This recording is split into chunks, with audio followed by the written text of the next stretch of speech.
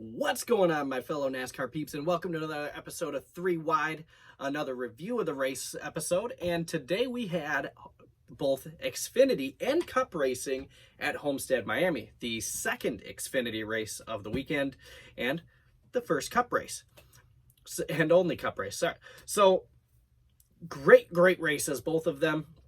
The Cup race was actually really good. One of the things I think that really benefited racing at Homestead, I know a lot of people said it's a boring track over the years, but I don't agree with that. I think one of the best things that really lent itself to this track today was the fact that it's not just four guys trying to win a championship and you have drivers moving over and getting out of their way. I think it was fantastic because everybody was racing. Everybody wanted to get that win. So Denny Hamlin started on the pole. Great race. Got started. 5 laps in. They're getting the car started. Command to start the engines. Rain delay. Come back in or come back out. Start the car. Rain delay. Go out. Finally got out. Ran 5 laps and lightning. Then you got lap 20 caution for Ryan Newman ended up going around. They pulled the competition caution. Joey Logano got the lead pretty quickly around Denny Hamlin before that. So he did lead himself up to the competition caution, that spin by Ryan Newman. More lightning. Then you've got both on the caution flag, you got the cars coming in pit road. The 21 and 4 made some contact. That kind of ruined, not necessarily ruined their days, but ruined the daytime portion of their races. Eventually going back racing, you got Elliott and Blaney to the front row for the restart. Blaney gets out front pretty quick. Blaney had a really good race car today. Potentially could have won, I think, if that field could have been bunched back up, but great day for Ryan Blaney. Denny Hamlin ends up taking the lead just a little bit later, ends up winning stage 1. Holds the lead out of pit road. 3-way fight into the restart with Elliott to the lead about a lap later out of that restart. Ryan Blaney getting the lead back only 2 laps later. So a lot of good battles for the lead to this point. Fantastic racing all throughout the track. And I've heard a couple people on Facebook as well as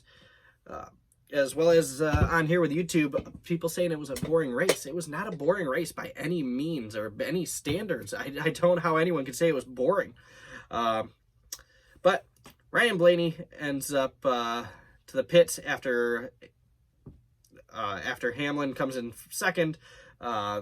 Just ends up fighting to catch Denny after some pit strategy worked for him. Denny goes on, wins stage 2. Restart, 100 laps to go, so pretty even number there. And then you've got Hamlin take the lead. He just gone lap 170 with 97 to go. You got a caution, Logano and Newman, so pretty quick out of the gate on that restart. Really ruined both of their days at that point. Newman wasn't having a good day anyway, and Logano really faded from his point where he led at the beginning of the race. But nonetheless, not a good day for either one of them. Hamlin retains his lead on pit road. Blaney ends up coming around for the lead with 74 to go. Great battle. A lot of great battles throughout this race. Blaney ended up getting really loose after getting the lead back from Denny Hamlin. Allowing Denny just take off and Chase Elliott to catch him and end up passing him because he lost all that momentum through the corner. But Elliott ends up taking pit strategy with 50 laps to go, and Hamlin in next time around. Coming in next time around, obviously try and catch him, but Elliott already got that strategy. It worked for him. He got out, got in the lead, led a nice handful of laps, but you just couldn't keep Denny Hamlin behind him today. 30 laps to go.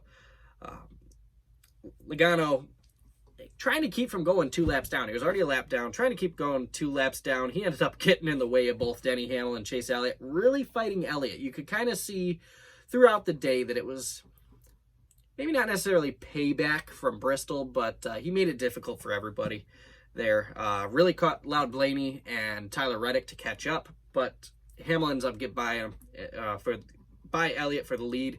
He would have anyway, whether Logano was there or not. I think it would have just been a few laps later, if not that lap, a few laps later. He was catching him, and he was catching him pretty good. But battle wasn't over at that point, though. Denny ends up going around, taking the lead with about 24 laps to go. 7 laps to go, and we saw this all weekend with some of these trucks, the Xfinity and Cup. Cars coming from the inside the top 10 ended up having a pit with flat tires. Ended up biting Eric Jones from a top 10 position all the way down pit road. Lots of long green flag runs. That's one of the things that I like to see. I like to see who has their car set up right for a race. But Blaney is super, super strong early and throughout the long runs. He just was never really able to go back up there, get second, or get the win. But with about 5 laps to go, you got the battle starting to come back. 10 laps to go to 5 laps to go between the 9 and the 11. Behind them in the battle for third, you've got the 12 and the 8 between Blaney and Reddick fighting. A little contact made back there, kind of sprawled them back out. Reddick ends up trying to pull up in front of Blaney with the slide job. Blaney didn't like that. Got in the back of Reddick, got him loose, ends up taking that spot back. But with 5 laps to go, the 9 kind of catching Denny, ends up sliding up, getting into the wall. It really killed his momentum from there. He had no more of a chance. But going on, end up tying Mark Martin for 19th all-time win list, 40th career win. Denny Hamlin wins his 3rd race of the year.